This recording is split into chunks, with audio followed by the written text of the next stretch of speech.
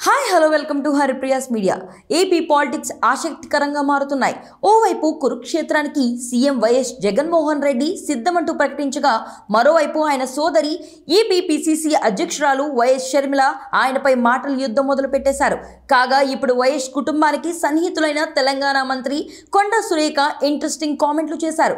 AP ఎన్నికల్లో YS షర్మిలకు మద్దతుగా ప్రచారం చేస్తామని ప్రకటించారు. త్వరలో ఎన్నికలు జరుగుతున్న నేపథ్యంలో ఆంధ్రప్రదేశ్లో రాజకీయాలు రసవత్తరంగా మారుతున్నాయి. కాగా ఏపీ రాజకీయాలపై తెలంగాణ నేతలు కూడా ఆసక్తి చూపిస్తున్నారు. మొన్నటి వరకు వైఎస్ఆర్ తెలంగాణ పార్టీ పేరుతో తెలంగాణలో విస్తృతంగా పాదయాత్ర చేసి ఎన్నికల్లో కాంగ్రెస్ పార్టీకి మద్దతు తెలిపిన వైఎస్ షర్మిల ఇప్పుడు ఏపీ రాజకీయాల్లోనికి ఎంట్రీ ఇచ్చారు.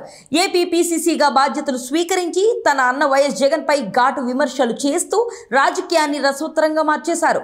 ఈ క్రమంలోనే వైఎస్ఆర్ కుటుంబంతో సత్సంబంధాలు ఉన్న తెలంగాణ మంత్రి కొండా సురేఖ ఇప్పుడు కీలక వ్యాఖ్యలు చేశారు.